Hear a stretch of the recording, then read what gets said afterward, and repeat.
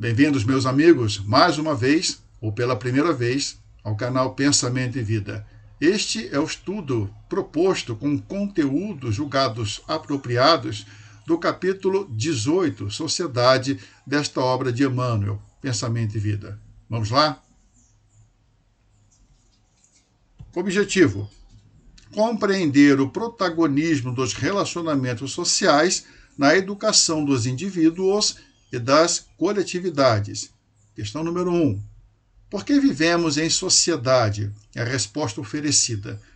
Para que se cumpram a justiça e a vontade de Deus. Deus onipresente, onisciente, e tudo nos dá de que necessitamos, porque Ele sabe o que nos é necessário. É no meio social onde colhemos o que plantamos, porque Deus é justo, a sua lei é justa.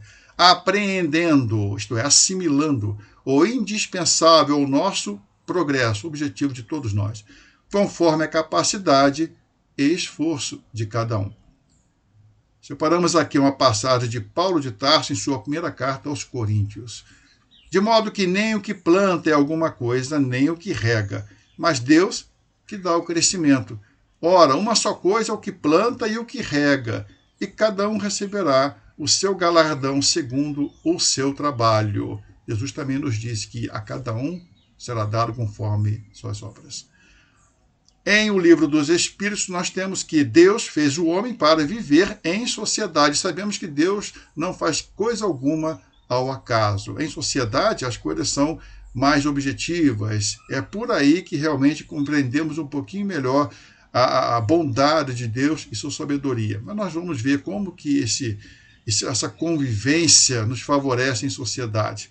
Não lhe deu, isto é, não deu ao homem inutilmente a palavra e todas as outras faculdades necessárias à vida de relação. Então, essa relação é fundamental em nosso progresso. Por isso, vivemos em sociedade.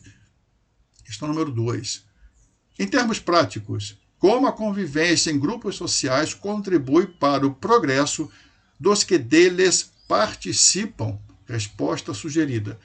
Nos diversos agrupamentos humanos, observa-se o encontro das afinidades coletivas com as particularidades dos que os constituem, reconvocando-os a interagir entre si de forma mais ou menos intensa e por tempo determinado. Vários aspectos aqui poderiam ser abordados. Eu vou me ater só a um ou outro, porque senão a duração do vídeo vai se estendendo cada vez mais. São muitos agrupamentos humanos, podendo chegar a nações. E nós temos afinidades coletivas que caracterizam uma nação, como dito na prévia. E as particularidades, porque somos indivíduos únicos. A partir daí, essa reconvocação da interação mútua é justamente para os resgates e para o aprendizado recíproco. Não é assim, gente? Vamos aqui aos conteúdos doutrinários que separamos. Em o Evangelho de Mateus, nós temos Jesus asseverando: em verdade vos digo, tudo quanto ligardes na terra será ligado no céu, e tudo quanto desligardes na terra será desligado no céu. Em o céu e o inferno, nós temos que vós não compreendeis todos os efeitos da simpatia que a anterioridade de relações produz aí no mundo. A morte em absoluto não interrompe essas relações, que podem perpetuar-se por séculos e séculos. Então, tudo que é ligado na terra será ligado no céu. Então, aquela dívida que foi criada, ela permanece no céu, no sentido de que ela deverá ser ressarcida. Agora, aquilo que foi desligado na terra, não há mais por que haver essa ligação no céu, até porque se a dívida já foi ressarcida e se o aprendizado já aconteceu, por que marcar passo? Por que insistir naquilo? Nós temos muito que avançar.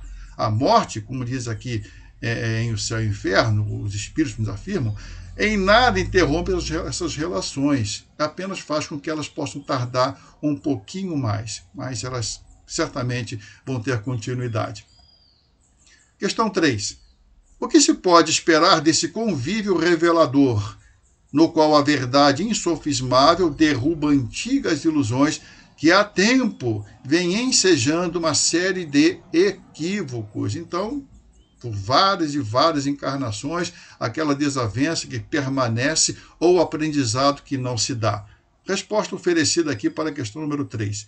No cumprimento dos resgates de faltas cometidas ou no decurso de vidas inúmeras voltadas à aquisição de indispensável experiência, esse convívio faz com que as qualidades e imperfeições do outro sejam conhecidas por um e sirvam para ambos como fonte de elevação ou desventura, tão logo se disponham a enxergá-las em si mesmos.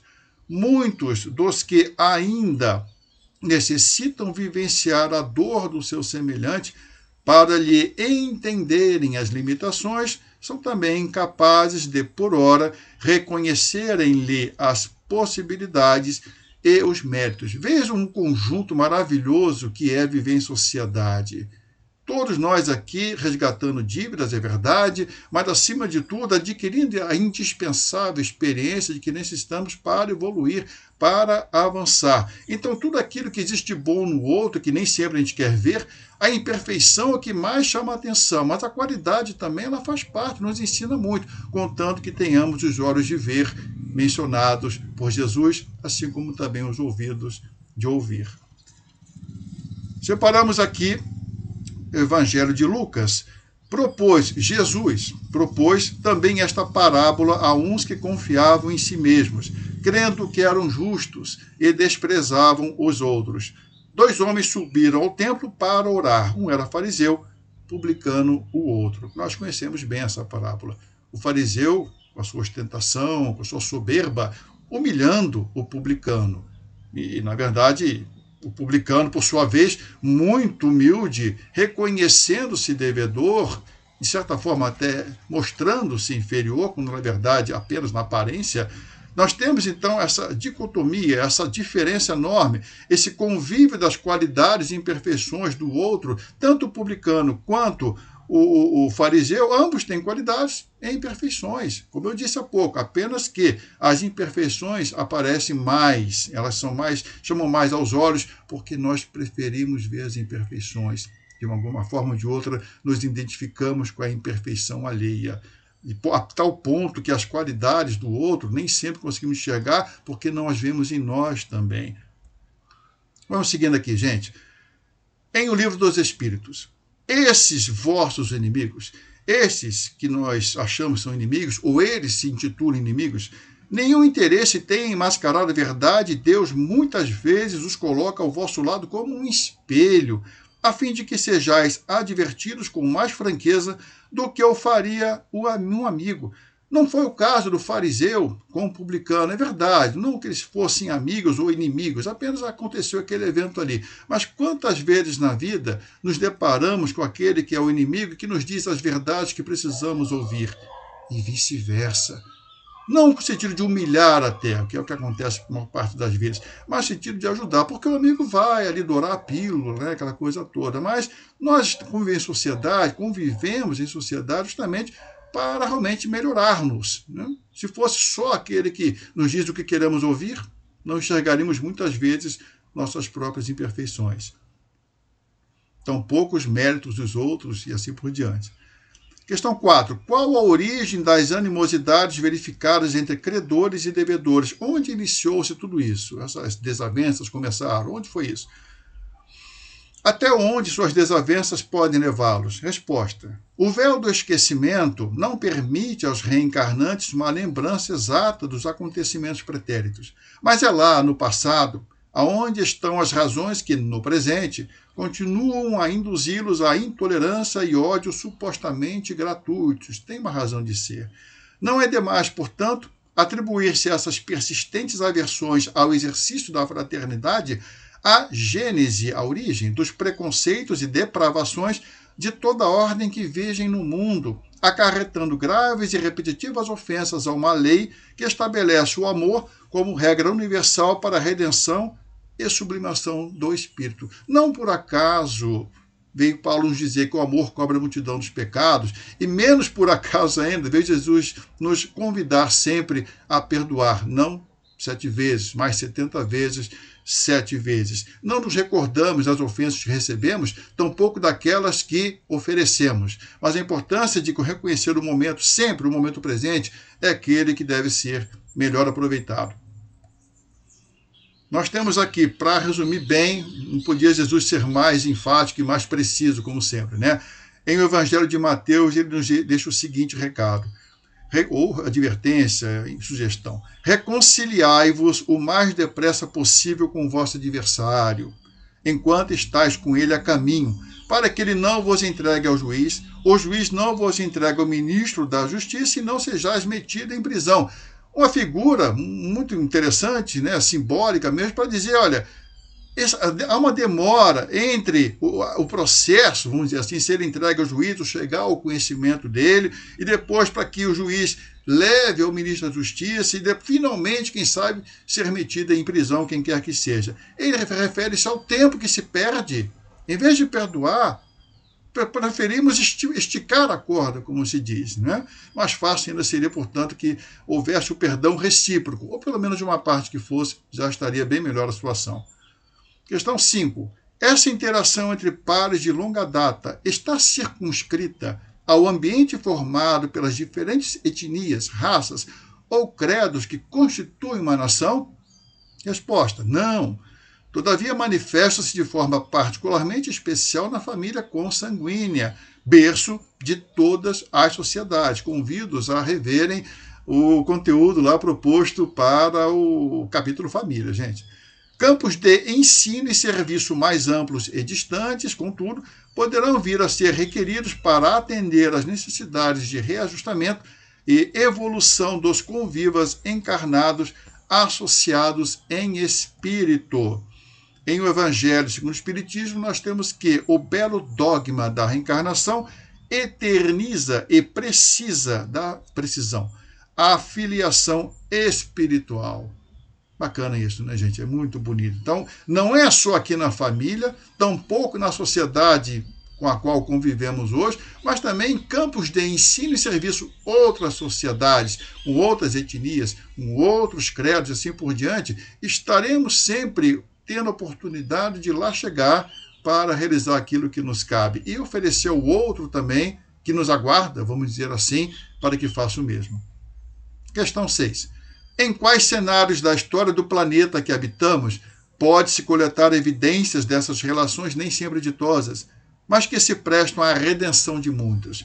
Resposta: as mazelas físicas e morais encontradas ao longo de séculos de predominância do orgulho e egoísmo sobre as massas são o triste retrato de uma realidade inconcebível apenas aos olhos dos que ainda não conseguem perceber a ação providencial de um Deus infinitamente sábio, bom e justo, que a tudo preside, empregando meios próprios para fazer com que seus filhos, enquanto respondendo por seus atos, aprendam a valorizar o amor. Quem de nós não conhece a passagem do Êxodo? E os filhos de Israel gemiam debaixo da servidão.